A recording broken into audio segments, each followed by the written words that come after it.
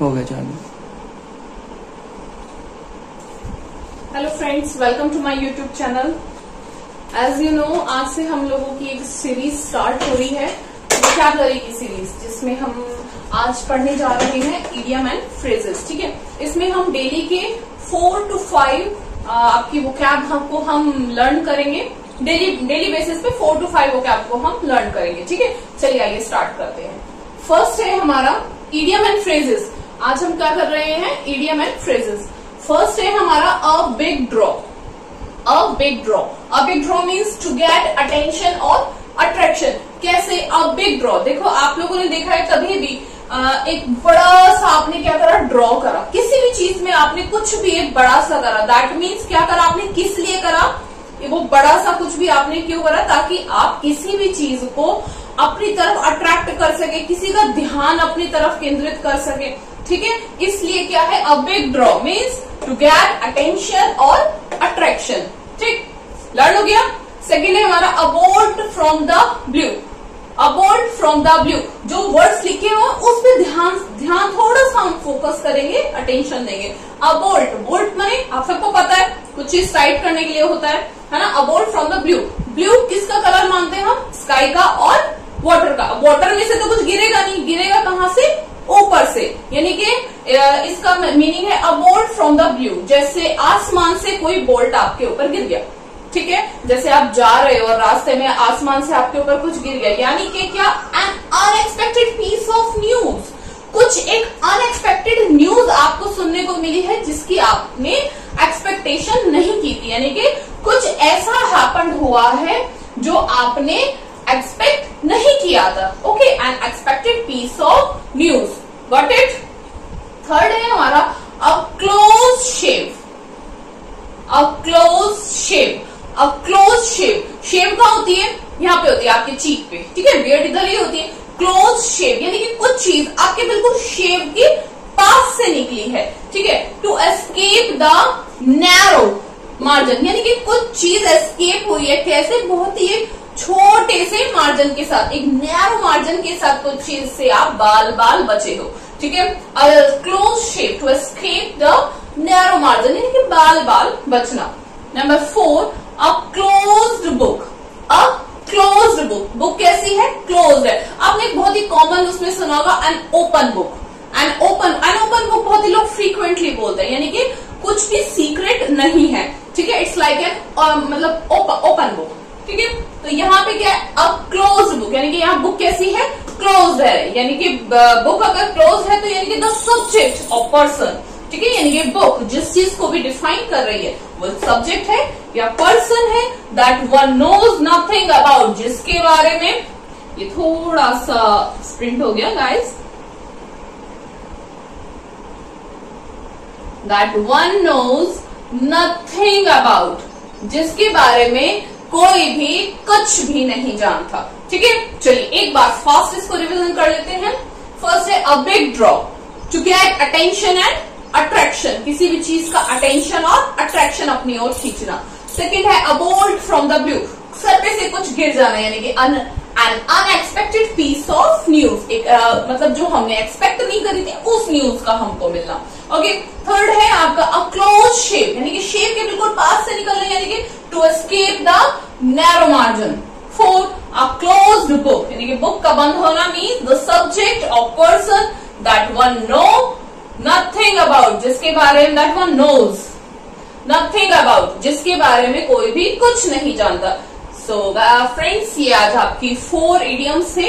I hope आपको ये learn हो गए होंगे। और अब हम इस सीरीज को, hello friends, welcome back to my YouTube channel. आज हम अपनी इडियम एंड फ्रेजेस की क्लास 2 स्टार्ट करते हैं। चलिए आइए, लेट्स स्टार्ट। फर्स्ट है हमारा a man of God. A man of God, यानी कि गॉड भगवान, गॉड माने भगवान, भगवान का आदमी।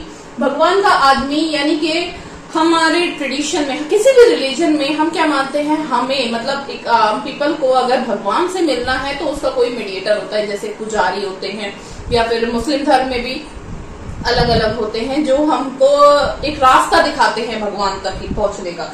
तो अ मैन ऑफ गॉड यानी कि भगवान का आदमी किसको कहा जाता है? अ मेल प्रीस्ट, यानी कि एक मेल पुजारी को क्या कहा जाता है? A man of God. Second है हमारा a man of straw. Straw आपको पता है स्ट्रॉ क्या होता है? जैसे हम नारियल पानी पीते हैं या फिर कोल्ड ड्रिंक आप लोगों ने पिया होगा, उसमें स्ट्रॉ लगा के पीते हैं। तो स्ट्रॉ कैसा होता है? बहुत ही इजिली ट्विस्ट हो जाता है, आप उसको कैसे भी इजिली ट्विस्ट कर सकते हो। तो यानी कि अ मैन ऑफ स्ट्रॉ, एक मैन जो कैसा हो? स्ट्रॉ के जैसा हो, यानी कि a man with no voice और विल ऑफ हिज ओन, एक मैन जिसकी अपनी कोई आवाज नहीं है। A man with no voice, जिसकी अपनी कोई आवाज नहीं है, या फिर विल मतलब इच्छा, हिज ओन उसकी खुद की अपनी कोई इच्छा नहीं है, मतलब जैसा उसको दूसरों कह देते हैं वही आवाज में वो बोलने लगता है, जैसा किसी और की इच्छा होती है वही उसकी अपनी इच्छा हो जाती है। तो ऐसे मैन को क्या बोला जाता है? A man of straw. Third है a match made in heaven, एक मैच जो किस में बना है? हेवन में बना है, यानी कि हेवन में, स्वर्ग में बना। इसको ऐसे भी हम कह सकते हैं जैसे रब ने बना दी जोड़ी, है ना, स्वर्ग में बनाई गई जोड़ी, ठीक है। कैसे बोलते हैं? अ हैप्पी मैरिज और पार्टनरशिप, एक हैप्पी मैरिज या फिर एक ऐसी पार्टनरशिप जो बहुत अच्छी हो, उसको क्या बोला जाता है? A match made in haven. Fourth है आपका अ पेनेलोपी वेब, ठीक है। अ पेनेलोपी ये एक ऐसा इडियम है जो आप इसका मीनिंग आपको एक स्टोरी से आप समझ सकते हो, इसके वर्ड्स में आपको इसका मीनिंग समझ में नहीं आएगा। चलिए मैं इस केस को याद करते हैं। पेनेलोपी एक राजकुमारी थी, ठीक है, जिसकी शादी उसके डैड जब कराना चाहते थे और उसका जो पति था वो युद्ध में उसका पति युद्ध में मर गया था। जब उसके डैड उसकी शादी दोबारा कराना चाहते थे तो वो शादी करना नहीं चाहती थी, बट जब उसके फादर के इंसिस्ट करने पे उसने बोला कि मैं एक ये बुन रही हूँ, जब मैं ये पूरा बुन लूंगी तो मेरी शादी करा देना। तो वो क्या करती थी? दिन में उसको बुनती थी और रात में उसको उधेड़ देती थी। दिन में उसको बुनती थी, रात में उसको उधेड़ देती थी। इस तरीके से बताइए कोई काम कंप्लीट होगा क्या? आप दिन में उसको बुन रहे हो और जितना बुना उसको रात में उधेड़ दिया। नेक्स्ट डे जब फादर आके देखते थे तो वो भी कि वो तो बुन ही रही है, अभी तो वो काम कंप्लीट नहीं हुआ है। काम कंप्लीट ही नहीं हुआ है और वो काम कभी कंप्लीट होगा भी नहीं, कभी कंप्लीट नहीं होगा ना, ऐसा काम कभी कंप्लीट हो सकता है? तो सेम उसी चीज से बोला जाता है कि एन एंडलेस जॉब, ऐसा काम जो पूरा नहीं होगा, ठीक है। फास्ट एक बार रिवीजन कर लेते हैं, एक बार quick revision.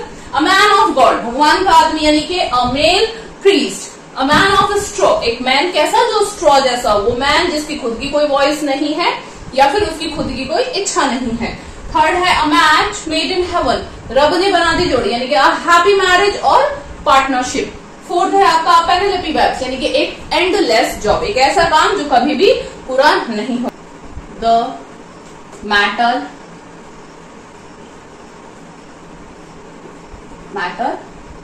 Verse, okay, thank you. I am so sorry. Fifth है हमारा a thorn in flesh. Thorn मतलब होता है एक कांटा, ठीक है। फ्लैश मतलब क्या? हमारा फ्लैश किसको बोलते हैं? वो जो मीट जो भी कुछ हम खाते हैं, अ थॉर्न इन द फ्लैश।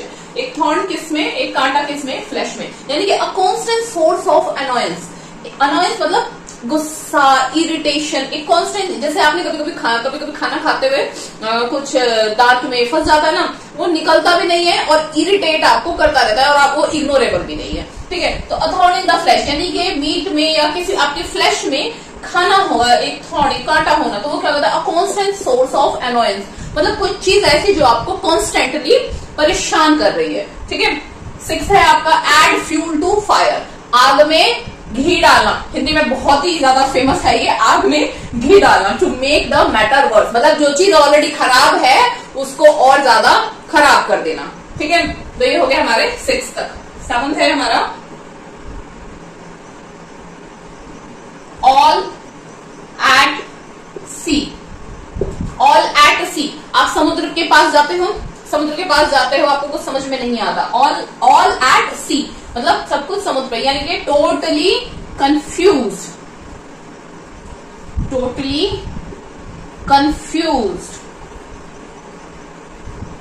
जैसे आप समुद्र के पास गए, भटक गए, कुछ नहीं समझ में आता किधर डायरेक्शन है, कैसे जाना है, कुछ नहीं समझ में आता, तो यानी कि ऑल एट सी, आपको टोटली कंफ्यूजन होना क्या कहलाता है? All at C.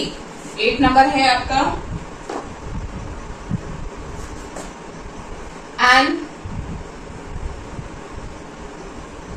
Iron will, an iron will, ठीक है। एन आयरन विल, आयरन क्या होता है आपको पता है, लोहा, विल माने इच्छा, एक आयरन मतलब एक मजबूत इच्छा, यानी कि एक मजबूत इच्छा, लोहे जैसी इच्छा यानी कि स्ट्रॉन्ग विलिंग।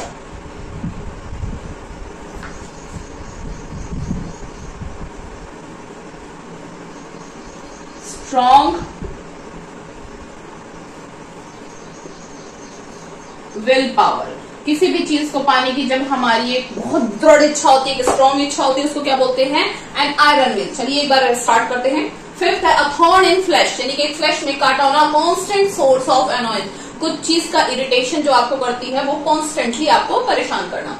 सिक्स है आपका add fuel to fire, fire में फ्यूल डाल देना, यानी कि to make the matter worse, जो चीज ऑलरेडी खराब है उसको और ज्यादा खराब कर देना, to make the matter worse. Seventh number है ऑल एट सी, सी पे जाके इसका कैसा लगता है, एकदम कंफ्यूज हो जाता है, यानी कि टोटली कंफ्यूज। 8 नंबर है एन आयरन विल, यानी कि विल कैसी है, आयरन जैसी, आयरन जैसी यानी कि एकदम स्ट्रॉन्ग है, स्ट्रॉन्ग विल पावर। तो ये थे आज के हमारे 8 इडियम्स एंड फ्रेजेस। मिलते हैं आपको नेक्स्ट क्लास में। Thank you. Hello friends, welcome back to my YouTube channel let's learn with Yashi. आज की क्लास में आप लोगों के लिए कुछ सरप्राइज भी है और क्लास भी थोड़ी सी लंबी होने वाली है, सो एंड तक आप लोग बने रहिए, ठीक है। चलिए आज की क्लास नंबर 3 की हम इडियम एंड फ्रेजेस स्टार्ट करते हैं। ओके, फर्स्ट है हमारा एन एसिड टेस्ट। टेस्ट कैसा, एसिड टेस्ट।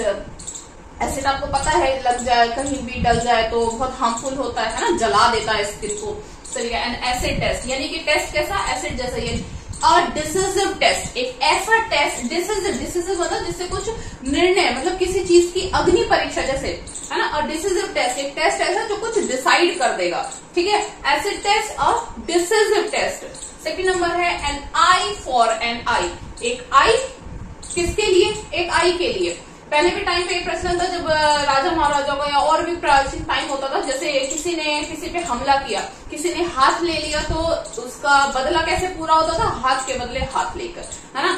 तो इसी से है ये N eye for an eye, आंख के बदले आंख, यानी कि टिट फॉर टैट, जैसे को तैसा, ठीक। थर्ड नंबर है ऑल आईज, यानी कि सारी आंखें। एक पर्सन के पास ह्यूमन बीइंग पे किसी पे भी कितनी आईज होती है, 2 आईज होती है, यानी कि ऑल आईज, मेरी सारी आंखें हैं। मीन्स वॉचिंग वेरी, ये इधर लिखा हुआ है, वॉचिंग वेरी क्लोजली, किसी भी चीज पर पूरी तरीके से फोकस करना, यानी कि किसी भी चीज को बहुत क्लोजली देखना। I am all eyes on you, मेरी सारी आईज आप पर, यानी कि I am watching very closely to you. Okay, first an acid test और डिसिसिव टेस्ट, कैसा टेस्ट जिससे कुछ डिसाइड हो सके। An eye for an eye, आंख के बदले आंख, means tit for tat. Third है ऑल आईज यानी कि watching very closely. Okay, next पे आते हैं इन ऑल, सब में, यानी कि क्या आ गया, मोस्ट इंपॉर्टेंट, मोस्ट, है ना,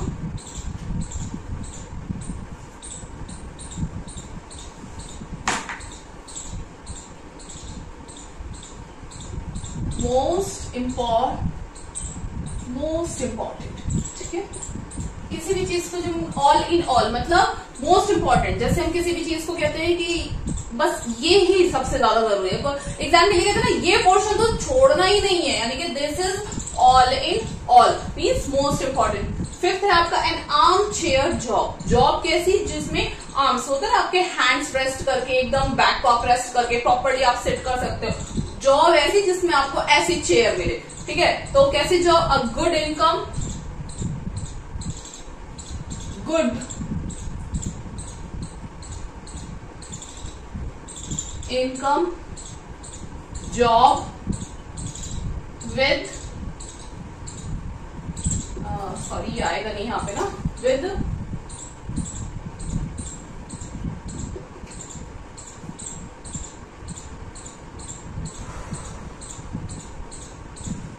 with high comfort, ठीक है। मैं इसको इसको नीचे लिखूंगी। Okay, N arm chair job, job कैसी जिसमें आप हैंड्स को ऐसे रेस्ट करा के आर्म चेयर जॉब पे बैठ सकेंगे। Good income job with high furniture good income job with high comfort, ऐसी जॉब जिसमें आपकी इनकम भी अच्छी हो और आपके कंफर्ट भी हाई हो। ठीक है। 6 है आपका Apple of Discord, Apple of Discord, Discord मतलब लड़ाई झगड़ा। ठीक है, एप्पल ऑफ डिस्कॉर्ड, तो इसको क्या बोलते हैं, झगड़ा किसके लिए, एप्पल के लिए, यानी कि क्या आया है, matter of dispute, matter of dispute, matter of dispute यानी कि झगड़े का कारण क्या है, मैटर ऑफ डिस्प्यूट। एप्पल से एक 7 नंबर पे है एप्पल पाई ऑर्डर। आपने कभी एप्पल पाई खाई होगी, बहुत ही तरीके से उसमें एप्पल के स्लाइसेस लगा के इस तरीके से वो बहुत डेकोरेटिव वे में बहुत तरीके से एप्पल्स के स्लाइसेस करके लगाया जाता है एप्पल पाई ऑर्डर। इससे बना है एप्पल पाई ऑर्डर यानी कि इन अ गुड कंडीशन। इधर लिख देती हूँ इसका, इन अ गुड, आई होप आपको ये दिख रहा है,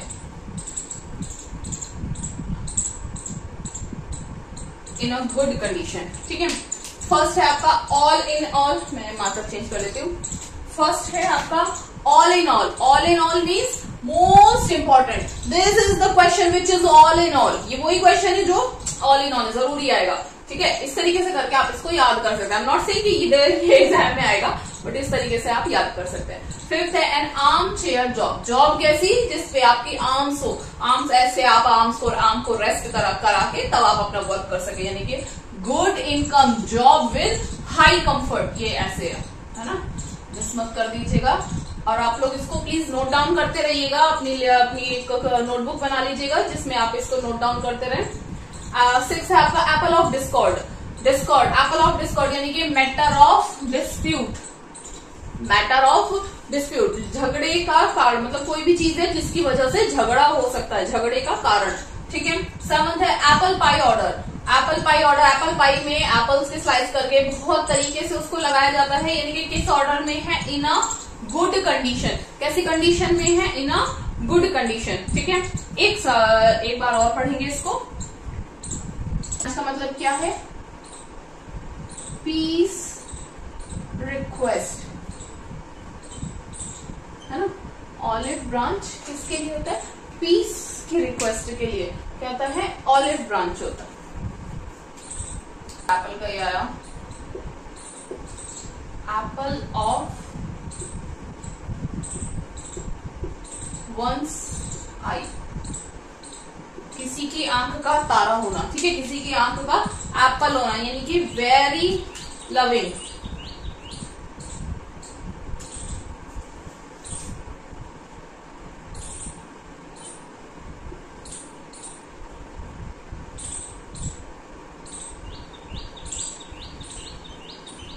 वेरी लवेबल, जो आपको कोई बहुत ही प्यार करने वाला होता है, जिससे आप बहुत ही प्यार करते हो, वो क्या होता है आपके लिए, एप्पल ऑफ वन साइड। ठीक है। लास्ट आपका 10 नंबर है,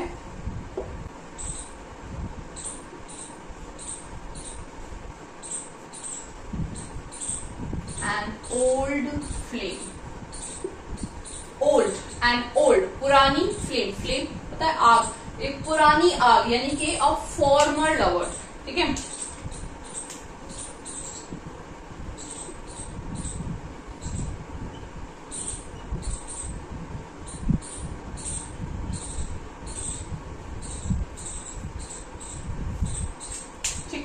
रिवाइज करते हैं। 8 है आपका एन ऑलिव ब्रांच, ऑलिव की ब्रांच, ऑलिव किसको रिप्रेजेंट करता है, पीस को रिप्रेजेंट करता है, तो ये क्या हो गया आपका, पीस रिक्वेस्ट। ठीक है, पीस रिक्वेस्ट आपको करनी है। ऑलिव ब्रांच का मीनिंग क्या होता है, पीस रिक्वेस्ट।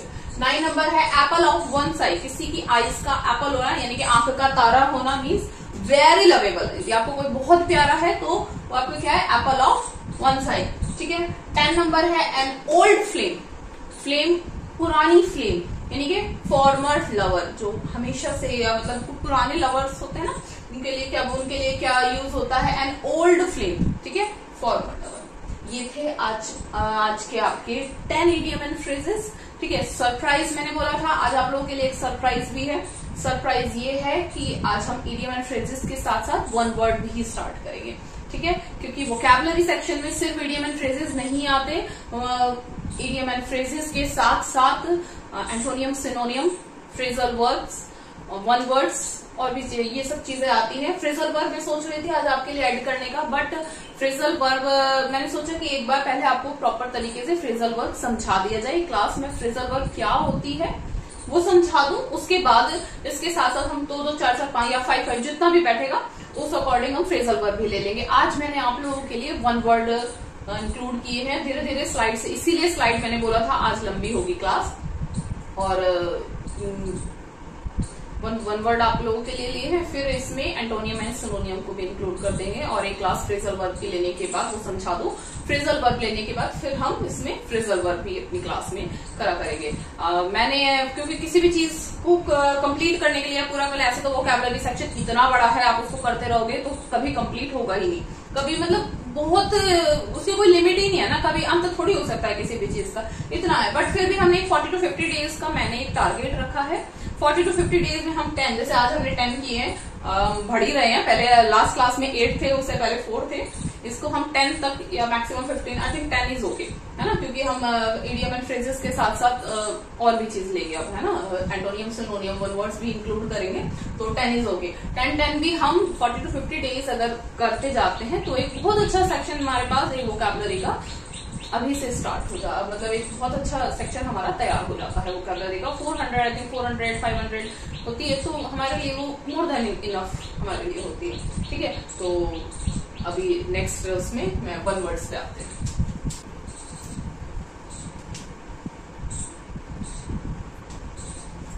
चलिए वन वर्ड्स में फर्स्ट है आपका a list of books available in a library. आप लाइब्रेरी में जाते हो, आपको कोई भी बुक अगर ढूंढनी है तो क्या करते हो, हर शेल्फ में जाके सारी बुक्स ऐसे निकाल के देखते हो क्या? सारी बुक्स निकाल के देखते हो? नहीं देखते हो, है ना। और अगर ऐसे देखोगे भी तो क्या आपको बुक्स मिलेगी? सारा दिन हो जाएगा आपको, मतलब कितना आपका टाइम कितना ज्यादा आपका वेस्ट हो जाएगा। तो उसके लिए कहता है लाइब्रेरी में एक लिस्ट होती है, लाइब्रेरी में जितनी भी बुक्स अवेलेबल होती हैं उसकी एक लिस्ट होती है। आप जाओगे वहां पे अपनी बुक को चेक करोगे कि आपको जो बुक चाहिए वो यहाँ पे अवेलेबल है या नहीं है, और किस नंबर में है, किस शेल्फ में है, ऐसे करके आपको उसके बारे में उससे पता चल जाएगा। यानी कि अ लिस्ट ऑफ बुक्स, वो जो बुक की लिस्ट होती है, कौन सी बुक्स जो उस लाइब्रेरी में अवेलेबल है उसको क्या बोलते हैं? कैटलॉग।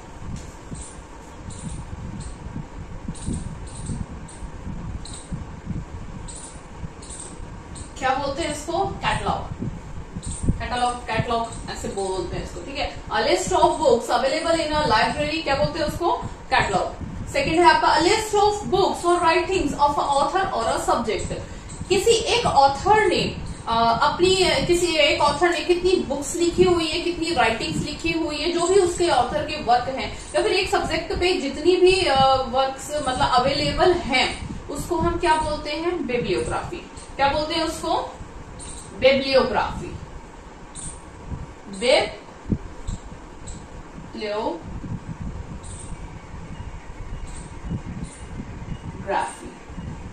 ठीक है। रिवाइज करता, list of books available in a library, एक लाइब्रेरी में जितनी बुक्स अवेलेबल है उसको क्या बोलते हैं? कैटलॉग। सेकंड है अ लिस्ट ऑफ बुक्स और राइटिंग्स ऑफ अ ऑथर और अ सब्जेक्ट, क्या बोलेंगे उसको? बिब्लियोग्राफी, ठीक है। नेक्स्ट चलते हैं, a light sailing boat built specially for racing. एक लाइट मतलब हल्की फुल्की सेलिंग, तैरने, बोट सेलिंग ही करती है, बोट का काम क्या होता है? सेलिंग तैरने के लिए करते हैं ना। लाइट सेलिंग बोट बिल्ट, जो बनाई गई है किस लिए? स्पेशली फॉर रेसिंग, रेसिंग के लिए बनाई जाती है, तो उसको क्या बोलते हैं? याच। आपने अल्फाबेट में पढ़ा होगा जब ABCD सीखी थी, पढ़ा था ना, वाई फॉर याच, ये वो याच है। क्या बोलते हैं? Light sailing boat built specially for racing, क्या बोलते हैं उसको? याच। 4 नंबर है a legal agreement that allows someone to use a building, ठीक है। एक कानूनी एग्रीमेंट जो अलाउ करता है किसी भी व्यक्ति को कोई बिल्डिंग अगर यूज करने, वो उसने खरीदी नहीं है बट फिर भी उसको यूज कर रहा है, तो कौन सा कानूनी एग्रीमेंट? किसी कानूनी एग्रीमेंट मतलब एक लीगल एग्रीमेंट के जरिए वो उस बिल्डिंग को यूज करता है, तो उसको क्या बोलते हैं? लीज।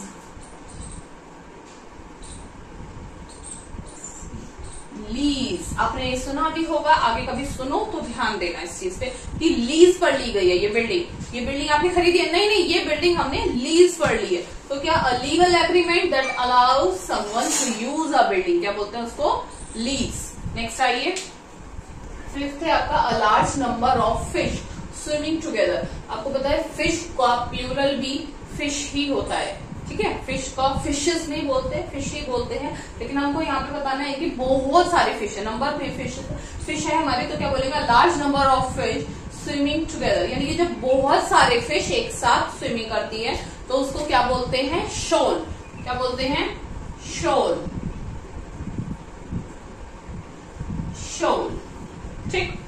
6 नंबर है a large body of people playing musical instruments, ठीक है। बहुत सारे लोग जब म्यूजिकल इंस्ट्रूमेंट को प्ले करते हैं, आपने देखा होगा जी टीवी पे, सोनी पे या किसी पे भी कोई इंडियन आइडल और सारेगामापा ये जो सिंगिंग शो आते हैं, तो जो पार्टिसिपेंट होता है वो तो सिर्फ सिंगिंग करता है, बट पीछे बहुत सारे आपने देखा होगा म्यूजिशियंस होते हैं जो बैठ के इंस्ट्रूमेंट प्ले कर रहे होते हैं। सिर्फ एक बंदा नहीं होता, बहुत सारे लोग होते हैं जो एक म्यूजिक वहां पे क्रिएट करते हैं। तो वही है a large body of people playing musical instrument, जो बहुत सारे लोग हैं और म्यूजिकल इंस्ट्रूमेंट्स को बजाते हैं, एक प्यारा सा एक सुंदर सा एक म्यूजिक को क्रिएट करते हैं, उसको क्या बोलेंगे? ऑर्केस्ट्रा। क्या बोलते हैं उसको? ऑर्केस्ट्रा।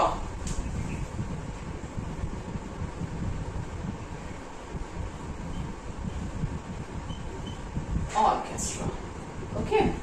तो ये थे आज आपके, एक बार रिवाइज करें। फिफ्थ है a large number of fish swimming together, क्या बोलेंगे उसको? शोल। 6 है a large body of people playing musical instruments, क्या बोलते हैं उसको? ऑर्केस्ट्रा। ये थे आज आपके 6 वन वर्ड्स, ठीक है। I hope you all are enjoying and learning your vocabulary. और आज की क्लास में 10 इडियम एंड फ्रेजेस हमने करे हैं और 6 हमने वन वर्ड्स लिए हैं। इसी तरीके से हम इसको कंटिन्यू करेंगे। अगर आपको वीडियो पसंद आ रही है तो आप उसको लाइक करें, चैनल पे न्यू है तो उसको सब्सक्राइब कीजिएगा। And this is not only for competition, मतलब competitive exams, you can share with your siblings, your cousins, your school going and college going siblings और कजन्स के साथ भी आप इसको शेयर कर सकते हैं, ये उनके लिए भी हेल्पफुल है, ठीक है। 40 to 50 डेज हमने ये वोकैबुलरी को देने का मैंने एक प्लान किया है। उसमें हमारे अप्रॉक्स 300-350 जो भी हमारे वर्ड्स हमारे प्रिपेयर होते हैं, तो एक वोकैबुलरी का अच्छा खासा हमारे पास सेक्शन प्रिपेयर हो जाता है। फिर हम I am planning next for grammar, okay. Hope you enjoy your class and you are learning very well. आप इस सबको नोट डाउन करते चलिएगा, ठीक है। और Saturday Sunday I am planning की जो पूरी वीक में क्लास हुई है उसको एक मर्ज करके क्लास दे दो, सो दैट एक आपका क्विक एक रिवीजन हो जाए। बिकॉज आगे रिवाइज नहीं करोगे तो आगे लर्न करते जाओगे और पीछे का वो माइंड से स्लिप होता जाएगा। तो रिवीजन इज मोस्ट इम्पोर्टेंट। सो चलिए मिलते हैं आपको नेक्स्ट क्लास में। Thank you.